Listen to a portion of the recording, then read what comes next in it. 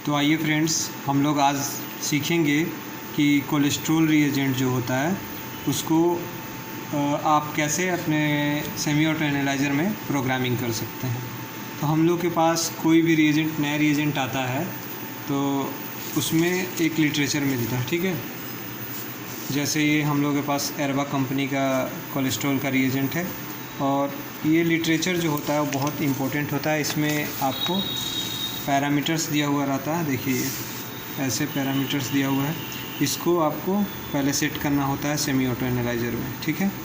ये आपका कॉन्सेंट्रेशन दिया हुआ है कोलेस्ट्रॉल स्टैंडर्ड का 200, ठीक है।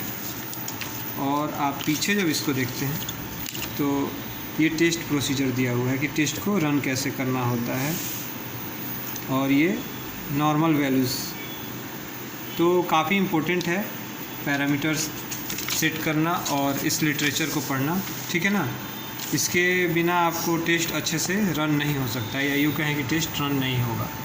तो हम लोग सबसे पहले देखते हैं कि कोलेस्ट्रॉल का जो पैरामीटर्स हम लोग को सेट करना होता है सेमी ऑटो एनालाइज़र में, ठीक है ना। तो उसको हम लोग कैसे सेट करेंगे। तो मान लीजिए हमारे पास रोबोनिक का ये सेमी ऑटो एनालाइज़र है और इस एनालाइज़र में हम लोग को आपको कोलेस्ट्रॉल का प्रोग्रामिंग करना है। तो आप नया फाइल अगर बनाने जा रहे हैं तो आप यहाँ न्यू ले सकते हैं। हमारे पास पहले से बना हुआ है, लेकिन मैं न्यू पे आप लोग को बना के दिखा देना चाहता हूँ, ठीक है। ये न्यू हो गया। न्यू में आपके पास सबसे पहले देखिए क्या पूछ रहे हैं, नेम। तो जो आप रिएजेंट यूज़ कर रहे हैं उसका नेम आप शॉर्टली डाल दीजिए, जिससे आपको पहचान में आ जाए। बड़ा लिखने का कोई मतलब नहीं है। तो आप डाल दीजिए CHO,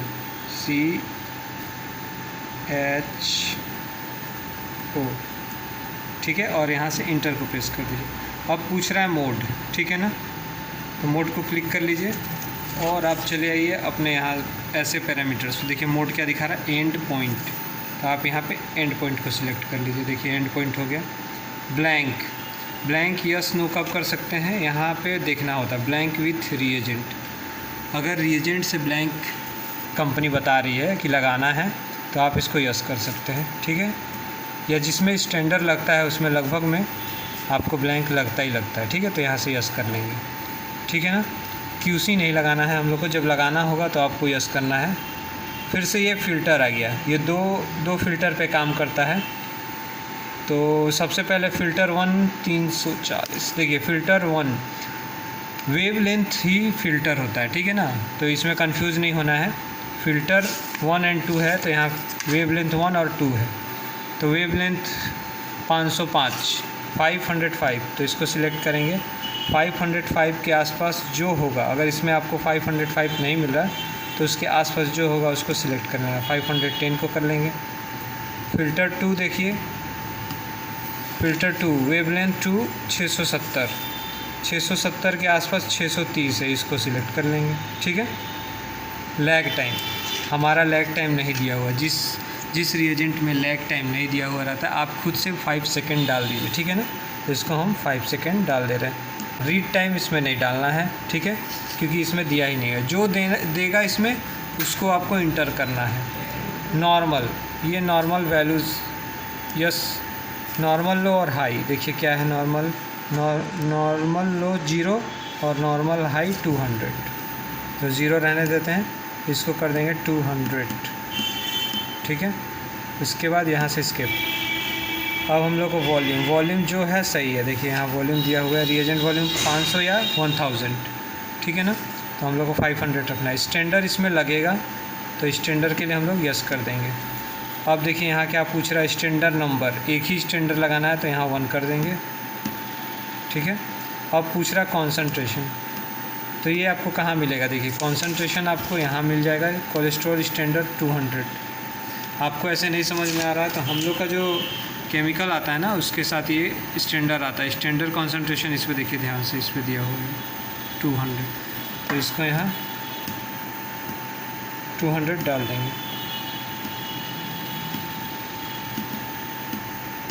ठीक है। और यहाँ से स्किप कर लेंगे। अब यूनिट डालना है, तो यूनिट मिलाइए आप। यूनिट दिया है mg/डेसीलीटर, आप यहाँ देख सकते हैं कहाँ है mg/डेसीलीटर। mg/dl यहाँ है, देखिए इसको सिलेक्ट कर लेंगे। टेम्परेचर 37 डिग्री सेल्सियस, यहाँ देख सकते हैं आप 37 डिग्री सेल्सियस, ठीक है। बहुत कुछ है जो मशीन में किसी मशीन में नहीं दिया हुआ रहता, इसमें बहुत कुछ ऐसा है जो मशीन में नहीं दिया हुआ है। तो जो यहाँ आपको सेमी ऑटो में मांग रहा है, जो दिया हुआ है ऑप्शन, बस उसी को डालना है, ठीक है। तो आपको स्टैंडर्ड भी सेट हो गया, टेम्परेचर भी सेट हो गया। फैक्टर जब स्टैंडर्ड लगेगा तो ये खुद सेव कर लेगा। आपको लिमिट डालना है। अब लिमिट देखिए, लिनियरिटी हाई 600, रिएजेंट लिनियरिटी 600 डाल देना है यहाँ, ठीक है। बाकी किसी चीज़ को आपको टच नहीं करना है। काइनेटिक फैक्टर जो है 1.0000 यही रहने देना है और इसको सेव कर देना है।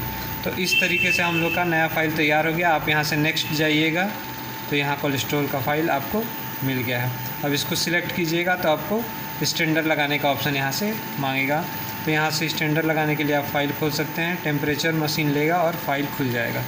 और इसके बाद आपको स्टैंडर्ड लगाना है और जो भी आपको फैक्टर वगैरह है, स्टैंडर्ड रीडिंग है, उसको ठीक कर लेना है। बाकी आप टेस्ट उसके बाद लगा सकते हैं।